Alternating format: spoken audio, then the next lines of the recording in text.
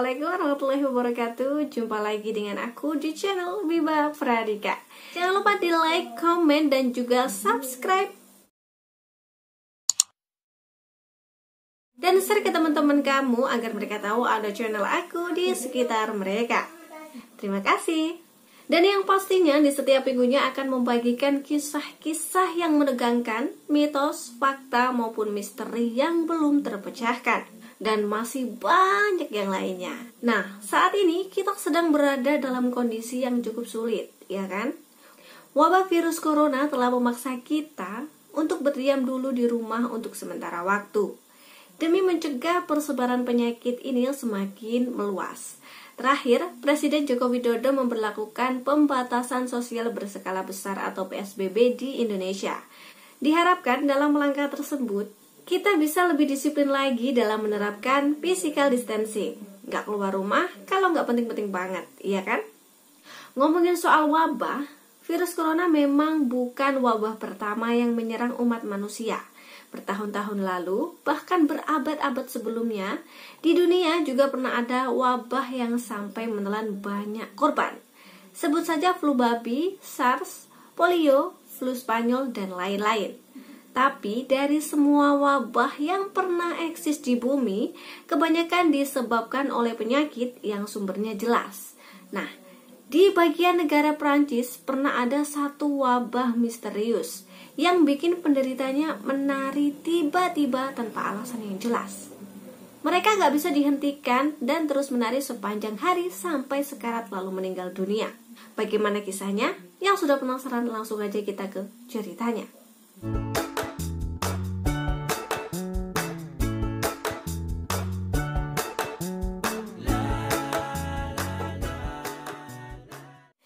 Kisah ini dimulai pada musim panas bulan Juli tahun 1518 di kota Starbourg, Prancis, ketika seorang wanita bernama Frau Trovea turun ke jalan dan menari. Ia terus menari tanpa henti selama 4 hingga 6 hari. Wabah ini bukan wabah penyakit seperti flu, infeksi, atau penyakit kulit menular lainnya, melainkan wabah yang membuat orang menari hingga meninggal dunia. Tragedi ganjil ini kemudian disebut sebagai koreomania atau wabah menari 1518. Trovea menari selama 3 hari tanpa diiring musik dan tidak ada ekspresi pada wajahnya, hingga kakinya lecet-lecet dan berlumuran darah. Penduduk sekitar tidak tahu apa yang membuat Trovea terus menari. Orang-orang mengira ia kerasukan setan. Ia pun lalu dibawa ke sebuah tempat suci di pegunungan Vosges untuk mencari penyembuhan. Frau Trovea berhasil dirawat di kuil, tetapi sudah terlambat untuk menghentikan penyebaran wabah itu. Penduduk setempat yang menyaksikan tariannya segera mulai meniru dia, dan lebih banyak bergabung dengan mereka setiap harinya. Di alun-alun dan di jalan-jalan di seluruh kota, ratusan orang menari tanpa henti. John Waller, ahli sejarah kedokteran, dalam bukunya A Time to Dance, A Time to Die, menyebutkan gejala yang dialami Trovea merebak cepat beberapa hari kemudian. Orang-orang mulai turun ke jalan dan mulai menari tanpa henti. Hanya dalam seminggu sekitar 34 orang bergabung dan menari bersamanya. Tidak hanya itu, selama sebulan wabah tersebut semakin meluas dan membuat jumlah penari menjadi 400 orang. Hampir semua terpengaruh untuk menari terus-menerus. Laki-laki, perempuan, dan anak-anak ikut menari. Meskipun hal ini lebih banyak mempengaruhi perempuan.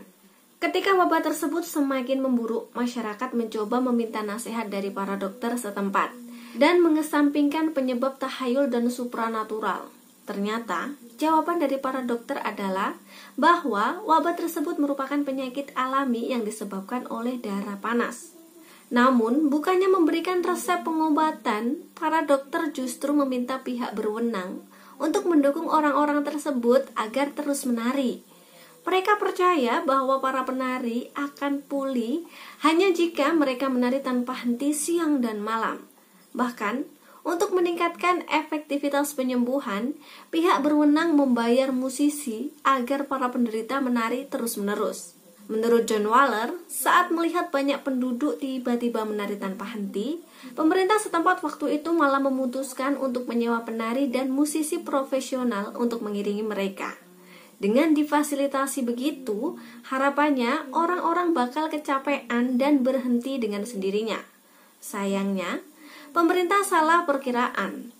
Panggung dan tempat luas yang disediakan buat menari, lengkap dengan musiknya, justru membuat banyak orang semakin terdorong untuk ikut menari. Di musim panas yang menyiksa itu, mereka menari berhari-hari hingga kelelahan. Kaki berdarah-darah, urat-urat terkoyak hingga terkena serangan jantung. Diperkirakan setiap harinya ada 15 orang yang sekarat. Beberapa dari mereka meninggal akibat kelelahan, serangan jantung, dan stroke. Para peneliti mencoba mencari tahu apa yang menyebabkan terjadinya tarian massal ini. Akhirnya, setelah 1 bulan menari, wabah menari tampaknya semakin berkurang dan kehidupan di Starbuck kembali normal. Tercatat, ahli alkimia Paracelsus ketika mengunjungi kota itu beberapa tahun kemudian, percaya bahwa Frau Trovea secara sengaja mulai menari untuk mempermalukan suaminya, dan bahwa wanita-wanita lain mengikutinya dalam suatu tindakan pembangkangan. Ada banyak teori yang menjelaskan bagaimana wabah menari ini bisa terjadi, mulai karena keracunan jamur Psychotropika ergot, karena ritual keagamaan tertentu, sampai karena stres hidup di masa kelaparan ekstrim. Sampai saat ini, walaupun sudah 15 abad berlalu, belum ada satupun orang yang bisa menjelaskan bagaimana wabah aneh itu bisa terjadi. Namun, ada sejumlah teori yang muncul di tengah rasa penasaran publik. Teori pertama, percaya kalau wabah menari terjadi karena orang-orang pada keracunan jamur Psychotropika ergot yang tumbuh di batang gandum. Tapi, teori ini dengan cepat terbantahkan sebab setelah diteliti, jamur ergot bisa menyebabkan seseorang mengalami delusi dan kejang. Jamur itu juga bisa menghentikan suplai darah ke lengan dan tungkai. Kondisi tersebut jelas menyulitkan orang untuk berjalan, apalagi menari. Teori kedua, orang-orang sedang menjalani ritual sekte atau agama tertentu. Tapi, lagi-lagi teori ini berhasil dibantah, karena saat menari mereka nggak menunjukkan wajah yang tulus. Malah, berdasarkan catatan sejarah, tidak sedikit yang menari sambil minta tolong, kayak menderita, pengen berhenti tapi nggak bisa. Teori ketiga, dan yang banyak dipercaya termasuk John Waller, mereka mengidap sindrom psikogenik atau histeria massa.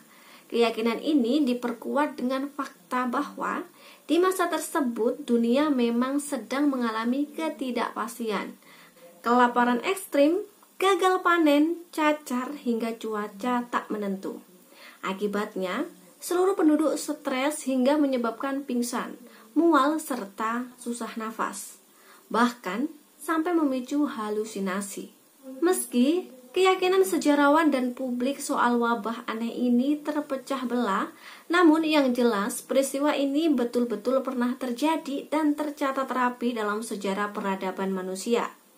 Ini karena di tahun 1518 sudah ditemukan mesin cetak.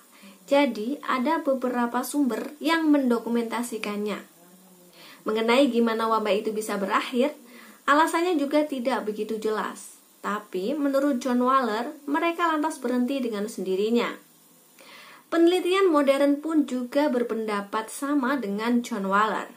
Mereka memiliki dugaan kuat bahwa sindrom psikogenik massa atau MPI adalah apa yang menyebabkan banyak orang menari tanpa henti dan tanpa sebab di tahun 1518. Histeria massa adalah perwujudan dari histeria massa yang sering didahului oleh tekanan psikologis ekstrim. Histeria massa dapat menyebar dengan cepat bila dipicu stres terus-menerus. Akibatnya pun dapat menyebabkan pingsan, mual, dan sesak nafas. Stres berat juga dapat memporak-porandakan pikiran hingga menciptakan halusinasi. Buat kamu yang suka stres, hati-hati. Apapun penyebabnya, wabah menari Starbuck menjadi satu wabah penyakit paling misterius di dunia. Semoga video kali ini bermanfaat. Kalau kamu ada penggalan kisah lain dari cerita wabah menari ini, kamu bisa share di kolom komentar. Bisa juga beri kritik dan saran kalian agar channel ini menjadi lebih baik lagi. Terima kasih sudah menonton, jangan lupa di like, komen, dan juga di subscribe. Dan share ke teman-teman kamu agar mereka tahu ada channel aku di sekitar mereka. See you next video. Wassalamualaikum warahmatullahi wabarakatuh.